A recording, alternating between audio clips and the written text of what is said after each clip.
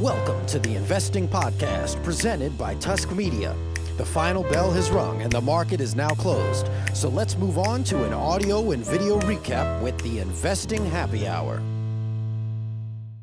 Hey everybody, welcome back to the Investing Podcast. It's Thursday, July 7th, 2016. This is the Investing Happy Hour. It was supposed to be a live episode, but we're having issues with Periscope. This is a warning, Twitter. We're not coming at you yet. We're not declaring war yet, but if you keep screwing up, we will declare war, and we all know what happened to Facebook when we declared war. The stock fell off 2% the next day. So that's just a warning shot, Twitter.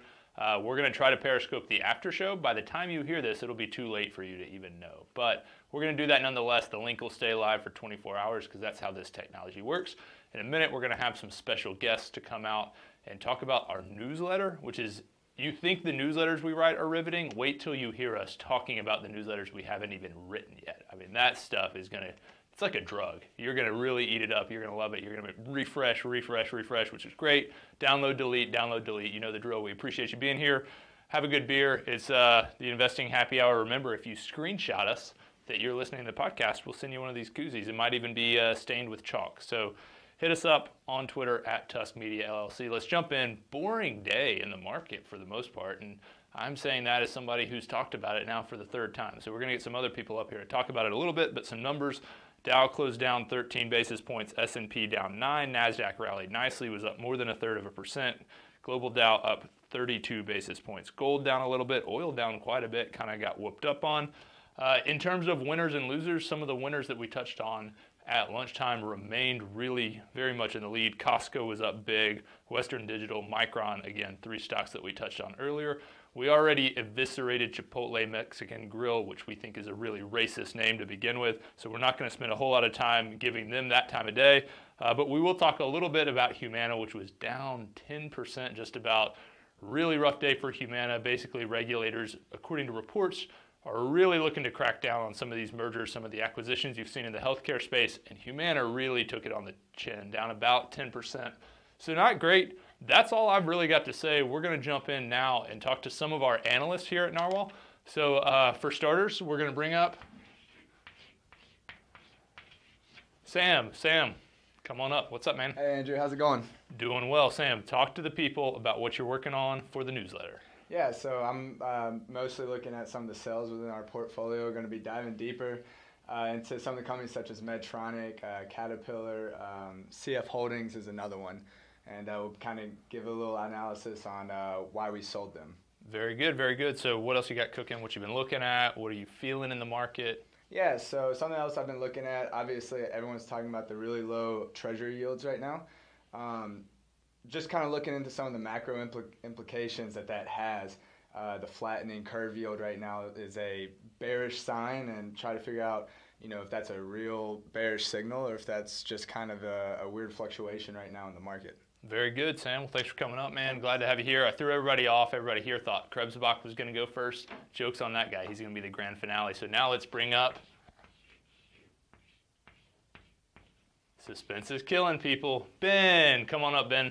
Hey, Andrew, how's it going? Doing well, man. How are you? Not too bad, not too bad. Very good. So talk about the newsletter. We got sales getting covered by Sam. What's Ben going to do? Yeah, so I'm looking at the buys of the last quarter. I'm looking at First Solar, NXPI, Intel specifically, and going into a little bit of analysis on that. Very good, very good. What else are you looking at in the market? Any stories or anything like that you're focused on? Yeah, well, you got this high-frequency data, and of course we have the big jobs report tomorrow.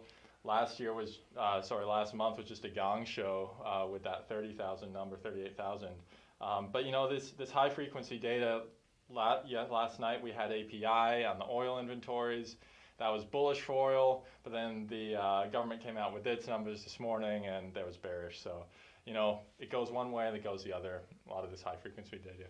So should we read into ADP numbers that were out in private sector at all, or should we just wait for the big numbers tomorrow? It's worth paying attention to, but you got to keep it context of the longer term trend and try to find those inflection points on your own and make sure your analysis is sound. Very good, Ben. Thanks for being here, man. Thanks. And now the grand finale.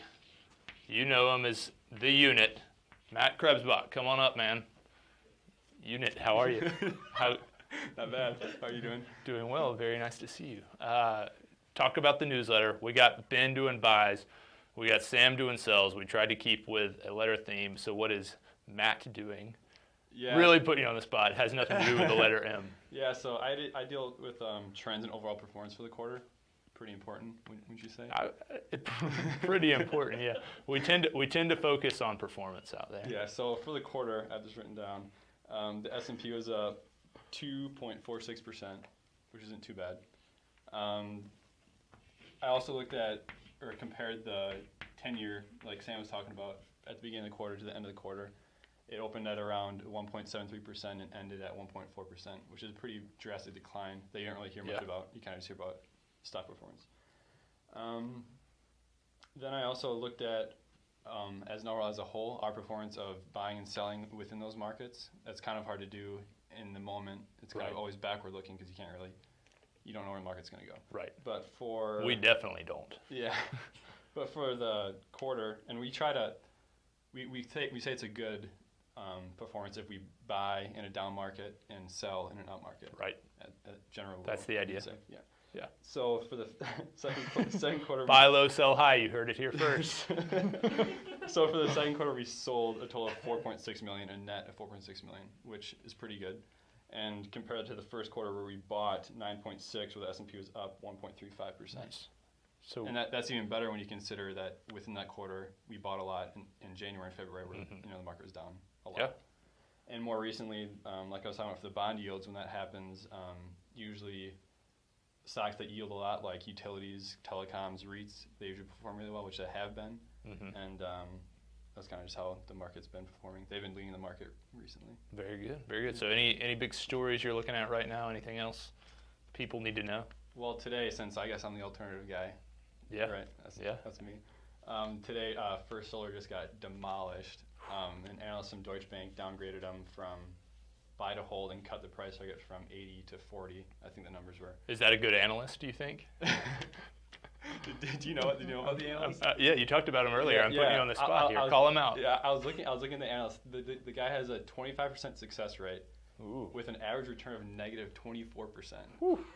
Isn't that crazy? That's pretty and he crazy. Moves markets like and that. He moves the market. I don't want to give him all the credit because oil was down like 5%, which alternatives kind of trade on that a little bit, but it's crazy. Yeah. There we go. That's Matt Krebsbach, everybody. Thanks for being here. We will be back tomorrow, morning market mimosa, stock market power lunch. It's Friday, so we will be skipping out on Investing Happy Hour. Hit that subscribe button, share us with all your friends, and go to Twitter at Tusk Media LLC. We're going to have the Periscope after party going on. It's going to be pretty wild. We've got nobody coming over, and we're going to recap what we just said to you guys. So hear it twice. Y'all have a great night. Talk to you soon. Tusk Media is a subsidiary of Narwhal Capital Management. Ratings and reviews of Tusk Media content are not to be construed as endorsements of opinions, analysis, or services offered by Tusk or its parent company. The opinions and predictions shared here are our professional beliefs at the time of publication. We are not under duress from any of the corporate entities mentioned. This is not a solicitation to take any particular action. Although we are investment advisors, this information should not be considered investment, legal, or tax advice. We strive to be as impartial, insightful, and accurate as possible. We base our opinions, analysis, and calculations on information we believe to be reliable, but we cannot guarantee its accuracy. We can, however, guarantee that our opinions will sometimes be flat out wrong due to a variety of factors. Employees and clients of Narwhal Capital Management may or may not hold positions in the securities detailed and may or may not hold these positions in the future. A full list of all securities purchased, sold, or held during the 12 months preceding the date of this publication can be provided upon request. Unless otherwise noted, all data accessed via MarketWatch or the Bloomberg terminal. Past performance does not guarantee future results. A copy of Narwhal's Form ADV is available at the SEC's website, www.advisorinfo.sec.gov, or from Narwhal upon written request.